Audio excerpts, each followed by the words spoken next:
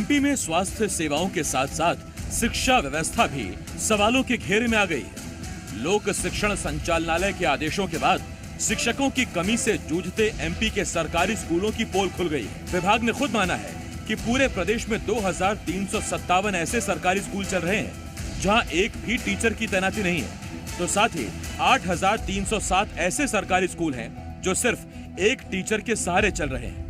विभाग ने ऐसे स्कूलों में जल्द से जल्द अतिथि शिक्षकों की भर्ती करने का आदेश जारी किया है। तो साथ ही ऐसे स्कूलों को मर्ज करने को कहा है जहां 20 से कम बच्चों का रजिस्ट्रेशन है। तो साथ ही विभाग ने ये आदेश भी जारी किया कि जहां ट्रांसफर के बाद पर्याप्त शिक्षक पहुंच चुके हैं वहां से अतिथि शिक्षकों की सेवाएं समाप्त की जाएं।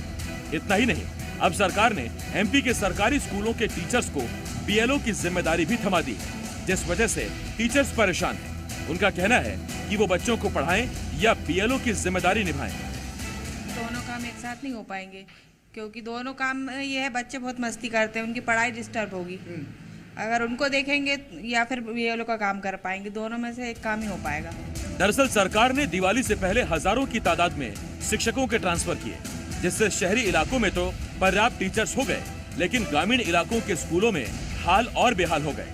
अब इसी पर कांग्रेस सरकार को कोस रही है तो बीजेपी अपनी दलील दे रही है।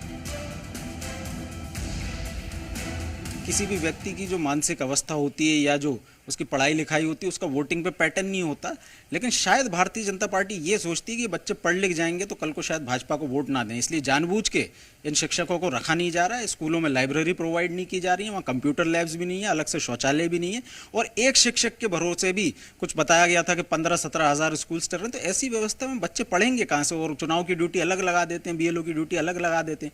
अभी जो बम्पर भर्तियाँ आप देख रहे हैं निकली हैं, वो हमारी सरकार के द्वारा ही निकली हैं और शिक्षकों को निश्चित रूप से उन पदों पर रखा जाएगा।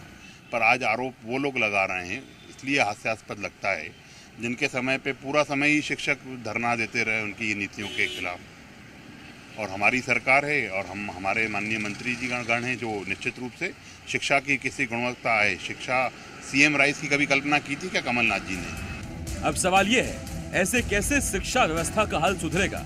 सवाल ये है, ऐसे कैसे एमपी के बच्चे पढ़ेंगे और प्रदेश का नाम ऊंचा करेंगे?